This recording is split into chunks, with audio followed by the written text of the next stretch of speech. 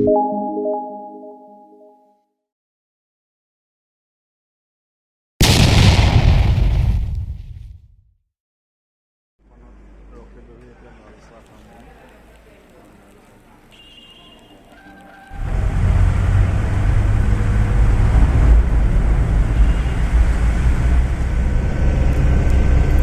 Friends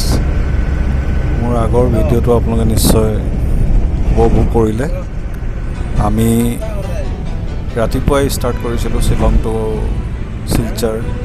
towards Mizoram किन्तु रास्ता एका बेका और कष्टदायक होवार बारे आमी कन्टेक्ट आगबाढ़िलो एतिया आमी जोৱাৰ পৰা आरम्भ करिছো जयन्त हिल्सत प्रवेश करि आमी 8 माइल হৈ आगबाढ़िছো শিলচৰ গুৱাহাটীৰ মাজত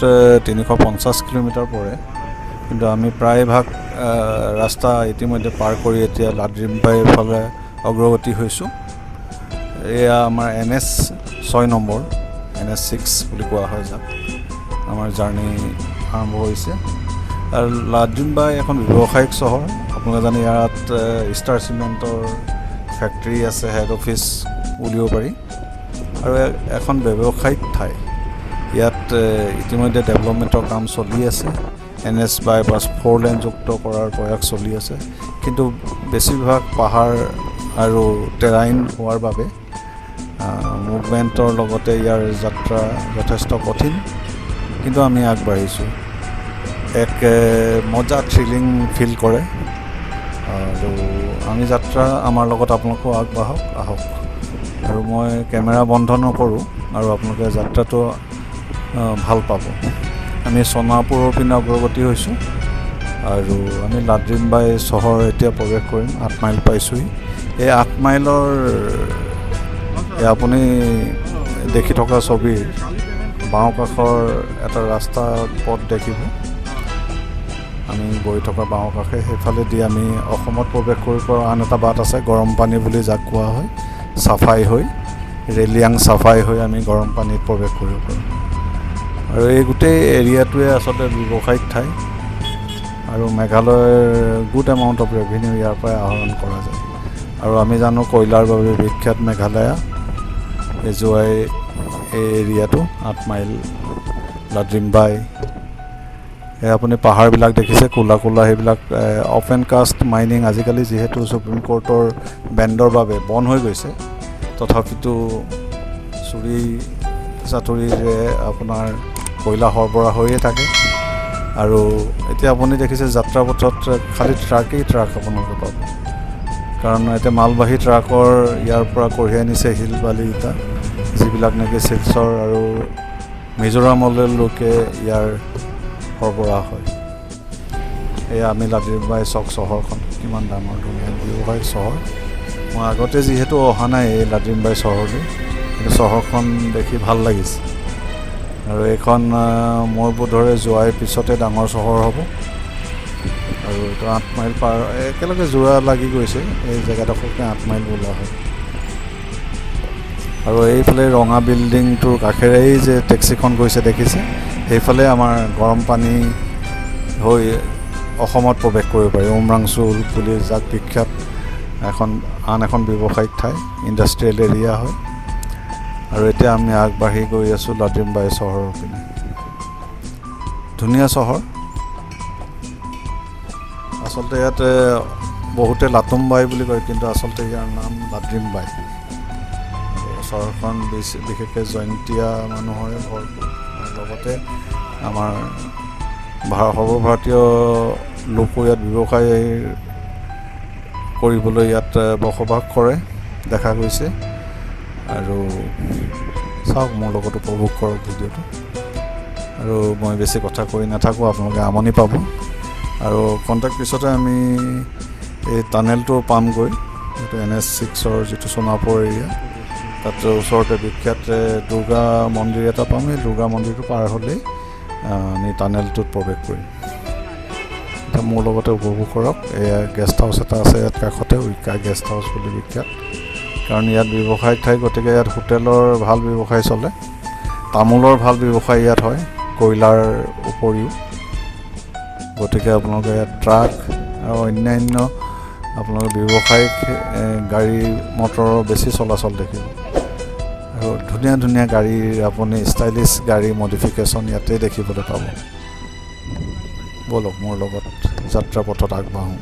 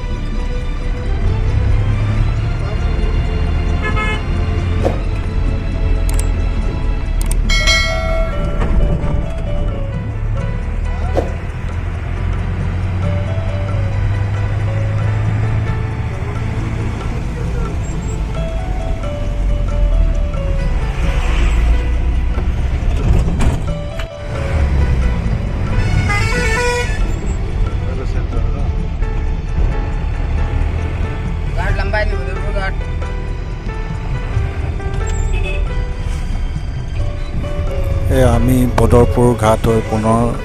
অসমত প্ৰৱেশ কৰিছোঁ। শিলচৰ চহৰ অভিমুখে আমাৰ যাত্ৰা চলি আছে। চুমুখনৰ কৰ্কশ শব্দত আমি আগবাঢ়িছোঁ আমাৰ গন্তব্যস্থান। শিলচৰত আমি খন্তেক জিৰণি লৈ আমি মিজোৰামত প্ৰৱেশ কৰিম। যিহেতু আমি শিলচৰত নাথাকোঁ, গতিকে আমি যাত্ৰাৰ পথতে যিমান পাৰোঁ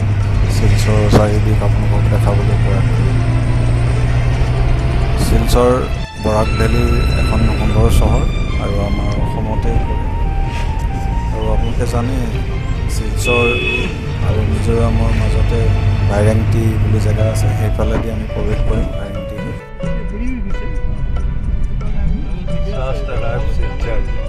শিলচৰ বাইপাছ, বাইপাছ।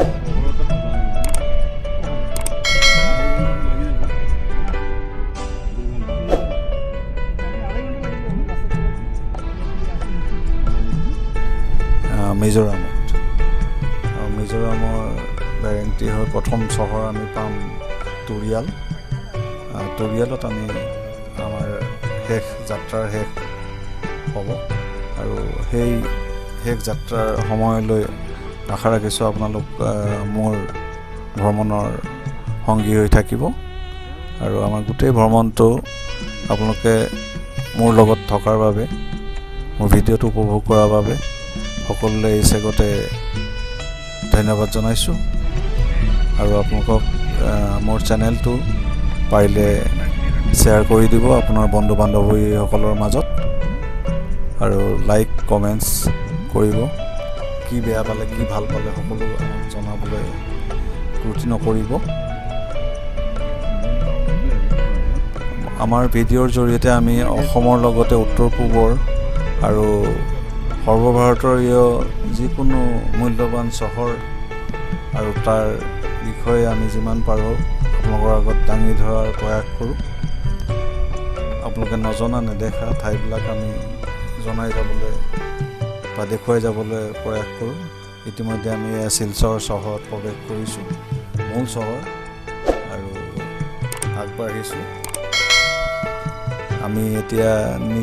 নিট জানে আপোনালোকে national institute of technology Silchar,